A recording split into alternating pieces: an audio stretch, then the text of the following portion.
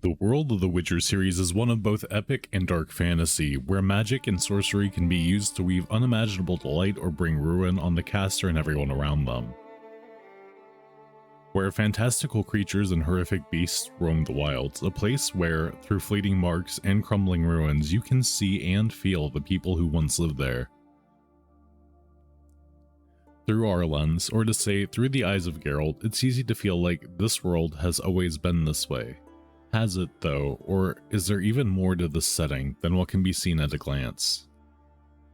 A little over 1500 years before the events of both the books and the game, the continent was a relatively peaceful place, inhabited by what would eventually come to be known as the Elder Races. Gnomes, dwarves, elves, halflings, and so on. This isn't to say that there was no conflict, but what little information available to us implies a world much less brutal than what we witnessed through Geralt's point of view. However tragic it may be, though, this was not to last. It is a little difficult to explain exactly what the Conjunction was.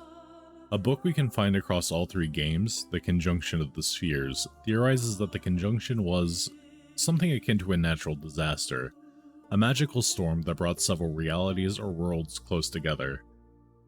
Though the author admits there may be individuals out there wielding enough power to cause conjunctions on their own. What is set in stone, however, is that monsters and aberrations of all kinds poured into the continent from these alien realms. While these new beasts disrupted the peaceful lives of the Elder Races and brought something of a mini Dark Age, they did continue to flourish, at least until the most fearsome monsters of all made their debut around 1,000 years after the Conjunction. There is some evidence that tribes of nomadic humans had crossed into the continent during the Conjunction, though that's a little bit contentious, but also a topic for another video. But if that were the case, it's safe to say that they had gone extinct by the time of Geralt's birth. No, the true monsters perhaps were the Nordlings, the humans we see throughout the series, but that too is a story for another day. While it can be easy to see the Conjunction as a purely negative event, it did have some positive effects. It brought magic to the continent, though it wouldn't be harnessed for some time, a wondrous tool for those with the affinity to use it. It brought creatures of many kinds, not all of them evil or predatory.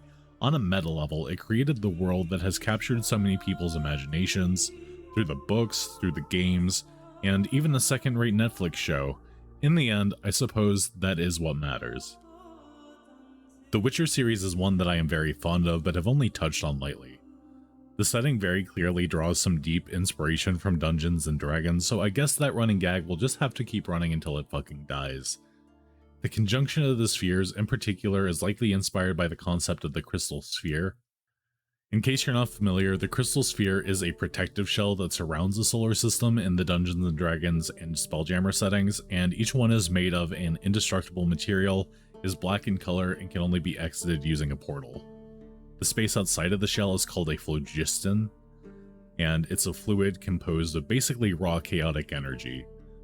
In the lore of the actual setting, the spheres are unbreakable, but I wouldn't be surprised if the Conjunction was inspired by a what-if where several spheres collided and shattered briefly, allowing alien creatures and the phlogiston itself to leak into the world of the continent.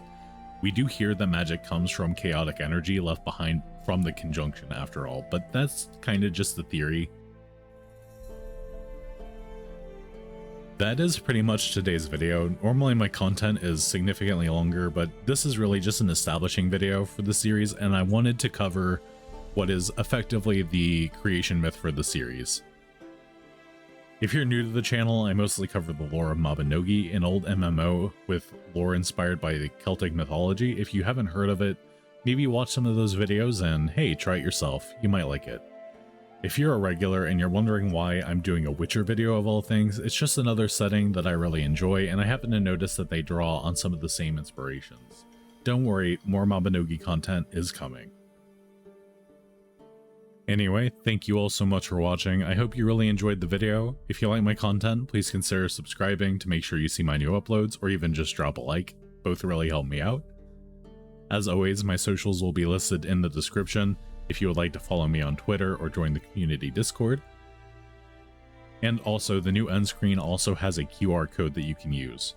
I will be back in about a week or two with a new video, so I hope to see you then. Bye for now.